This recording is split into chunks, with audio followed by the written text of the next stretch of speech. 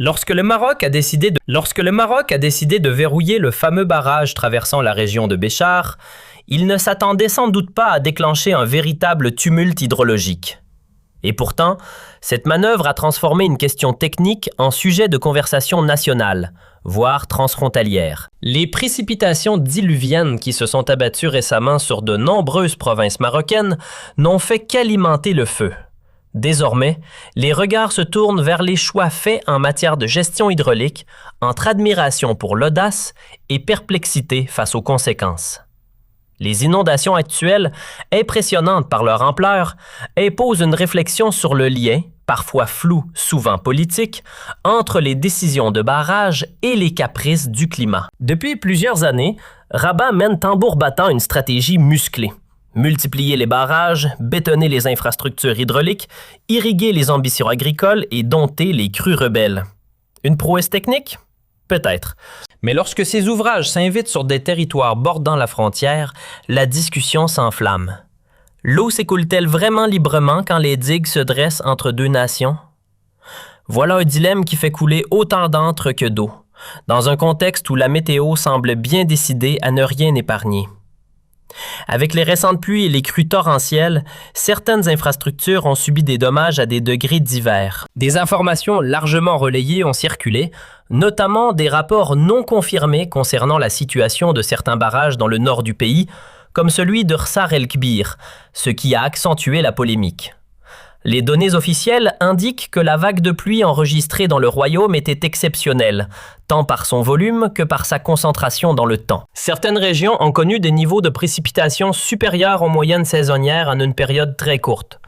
Ce type d'épisode exerce une forte pression sur les réseaux d'évacuation des eaux, tant en milieu urbain que rural, et met à l'épreuve la capacité des barrages à absorber d'importantes quantités d'eau en peu de temps. Dans certains cas, les autorités sont contraintes d'ouvrir progressivement ou exceptionnellement les vannes des barrages afin d'éviter un dépassement de la capacité de stockage, ce qui peut entraîner une élévation du niveau des WED en aval. Par ailleurs, certains observateurs estiment que la coïncidence entre la fermeture de certains barrages ou la modification de leur gestion et la vague de fortes pluies mérite une étude et une analyse approfondie, non pas dans une logique d'accusation, mais dans une perspective d'évaluation des politiques publiques liées à l'eau. La gestion des ressources hydriques dans les zones arides et semi-arides exige un équilibre délicat entre le stockage et la prévention des inondations, entre la satisfaction des besoins internes et la prise en compte des données environnementales et hydrologiques partagées. La nature des infrastructures dans plusieurs villes joue également un rôle déterminant dans l'amplification ou la réduction des effets des inondations. L'expansion urbaine rapide, la construction de nouveaux quartiers sans réseau d'assainissement adéquat et le manque d'entretien des canalisations contribuent à transformer de fortes pluies en catastrophes locales. Dans certaines régions, les crues ont emporté routes et ponts, causant des dégâts aux habitations et aux terres agricoles, ce qui a nécessité des interventions urgentes de la protection civile et des autorités locales. Le facteur des changements climatiques apparaît également comme un élément clé pour comprendre la situation.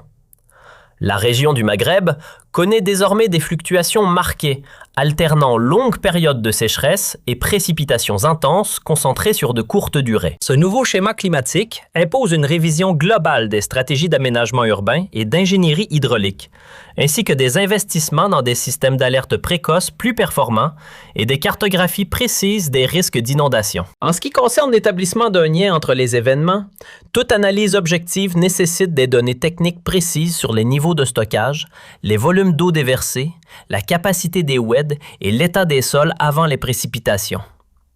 Les facteurs naturels peuvent à eux seuls provoquer des inondations étendues, même en l'absence de changement dans la gestion des barrages. À l'inverse, une mauvaise évaluation ou un manque de coordination entre les différents acteurs peut aggraver l'ampleur des pertes. En définitive, la sécurité des citoyens et la protection de leurs biens demeurent une priorité absolue au Maroc comme ailleurs. Les inondations, quelles qu'en soient les causes, rappellent l'importance de la solidarité humaine et la nécessité de renforcer la transparence dans la diffusion des informations officielles afin d'éviter les rumeurs et les interprétations hâtives. Elle souligne également le besoin d'une coopération régionale dans la gestion des bassins hydrauliques partagés. Car l'eau, par nature, ne reconnaît pas les frontières politiques et toute défaillance dans sa gestion peut avoir des répercussions au-delà des limites géographiques. La période actuelle exige une lecture sereine et approfondie des événements, loin des tensions, en mettant l'accent sur des solutions concrètes. Modernisation des infrastructures, amélioration de la gouvernance de l'eau, renforcement de l'entretien régulier des barrages et des canalisations, et développement d'une culture de prévention et de préparation dans la société. Face aux événements climatiques extrêmes récents et à l'intensité sans précédent des précipitations qui ont frappé le Royaume du Maroc, il apparaît clairement que la gestion des ressources hydriques et des infrastructures associées constitue un enjeu crucial et complexe qui dépasse largement les considérations techniques classiques. Les inondations qui se sont produites ne sont pas simplement le fruit d'un aléa météorologique isolé, mais résulte de l'interaction de multiples facteurs allant des choix stratégiques en matière de stockage et de régulation des eaux, à l'état réel des réseaux de drainage urbains et ruraux, en passant par la planification territoriale et la maintenance continue des installations hydrauliques. L'expérience récente démontre que même avec des infrastructures modernes et une planification avancée, le manque de coordination, la sous-estimation des volumes de précipitations extrêmes ou la gestion inadéquate des vannes des barrages peuvent transformer des événements naturels en catastrophes aux conséquences socio-économiques sévères et parfois tragiques. En analysant les retombées de ces inondations, il devient indispensable de considérer non seulement les pertes matérielles et humaines, mais aussi les impacts indirects sur la vie sociale et économique des populations affectées. Les déplacements massifs de personnes, les dommages aux habitations, aux cultures agricoles et aux infrastructures de transport, ainsi que l'interruption de services essentiels, constituent un véritable défi pour les autorités locales et nationales. Ces événements rappellent l'urgence de renforcer la résilience des communautés face aux aléas climatiques en adoptant une approche intégrée combinant prévention, préparation et réponse rapide, tout en veillant à la sensibilisation et à l'éducation des citoyens sur les risques liés aux inondations. Par ailleurs, la dimension régionale et transfrontalière de la gestion de l'eau ne peut être négligée. Les bassins fluviaux partagés entre plusieurs pays nécessitent une coopération constante et transparente afin d'assurer une répartition équitable et durable des ressources tout en minimisant les risques de désastres liés aux crues.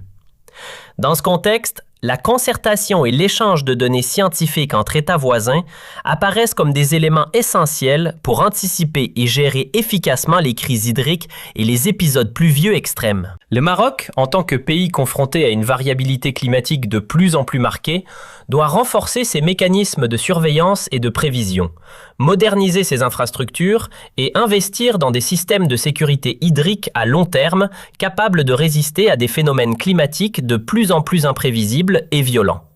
Au-delà de l'aspect technique et institutionnel, ces catastrophes mettent en lumière la dimension humaine et sociale des risques climatiques. Les populations vulnérables, souvent les moins protégées et les plus exposées, subissent les conséquences les plus lourdes, qu'il s'agisse de pertes de biens, de déplacements forcés ou de traumatismes psychologiques durables. Ainsi, la construction d'une culture de résilience passe également par la solidarité, l'entraide et la mobilisation communautaire, mais aussi par la mise en place de programmes de soutien social et économique pour les victimes. Cette approche humaniste est indispensable pour compléter les stratégies techniques et institutionnelles, car la sécurité et la protection des citoyens demeurent l'objectif fondamental de toute politique de gestion de l'eau et de prévention des catastrophes.